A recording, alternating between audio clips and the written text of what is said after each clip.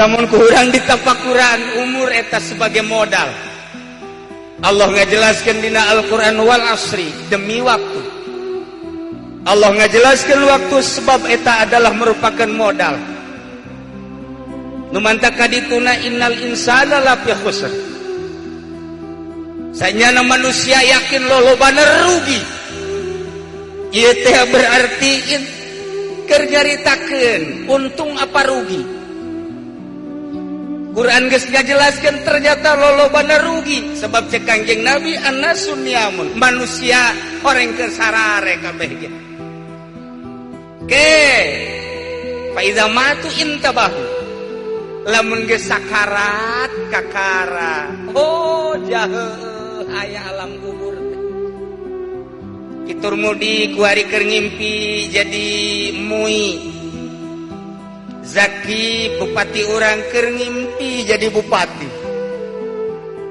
Habib Rozak ngimpi asa jadi Habib.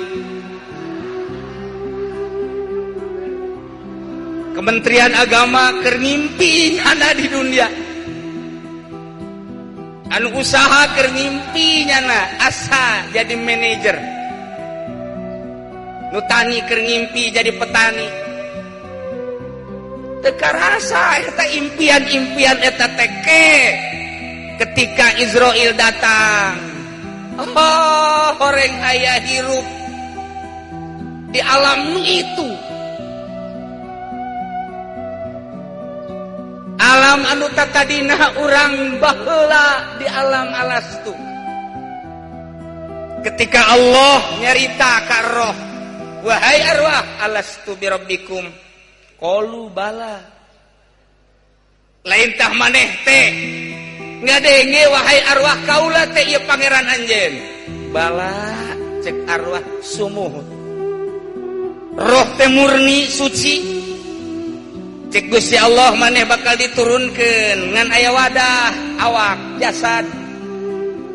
Di jero awak bakal dibere nafsu. Kade maneh teh cek Gusti Allah geus percaya bahwa pangeran teh kaula diasupkeun hiji-hiji ka jasad masing-masing bari diberean nafsu. Cek Gusti Allah lamun maneh balik ka alam nu itu bersih deui tanpa terkontaminasi ku nafsu bakal disadiakeun surga. Tapi lamun maneh kababawa ku nafsu, kajaring ku nafsu, kabelit ku nafsu, bakal disadiakeun teu pira jahanam. Lumayan.